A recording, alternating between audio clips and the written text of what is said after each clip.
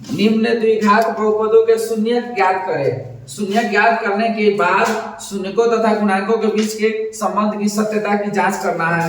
तो इसमें प्रश्न है 4s square minus 4s plus 1।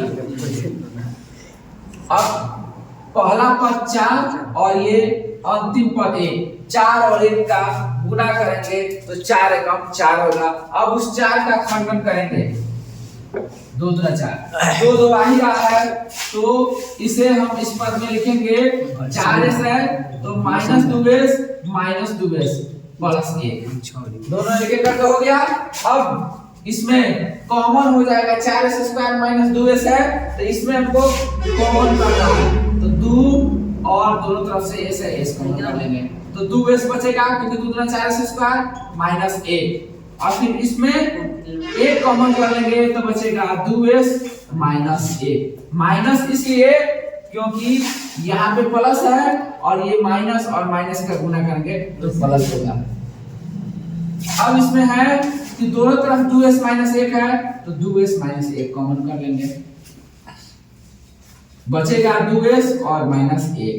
अब दोनों को अलग अलग सॉल्व करेंगे शून्य निकालने के लिए तो 2s माइनस 1 बराबर 0, 2s बराबर इसको थोड़ा छोटा 1 तो s बराबर हो जाएगा 1/2।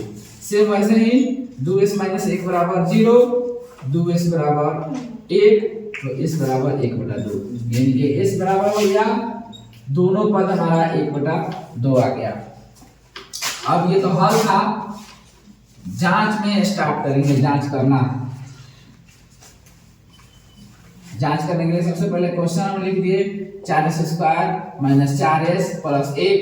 अब इसमें अचर पद क्या क्या है तो अचर पद में a बराबर 4, b का मान -4 और c का मान 1।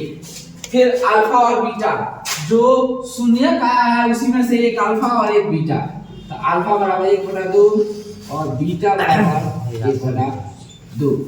तो अब इसके बाद क्या हुआ, अल्फा प्लस बीटा का मान, अल्फा प्लस बीटा बराबर -b/a।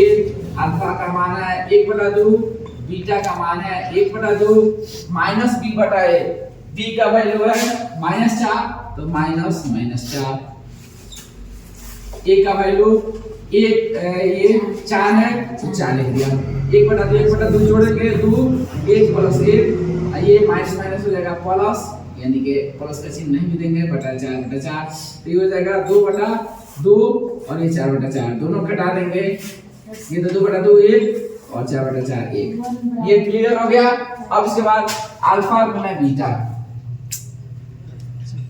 c/a, अल्फा का मान 1/2, बीटा का मान 1/2, c का मान 1 और a का मान 4। तो 1/2 गुना करेंगे तो 1/4, दोनों तरफ से मान आ गया। अब यहाँ लिखेंगे सत्यापित हुआ।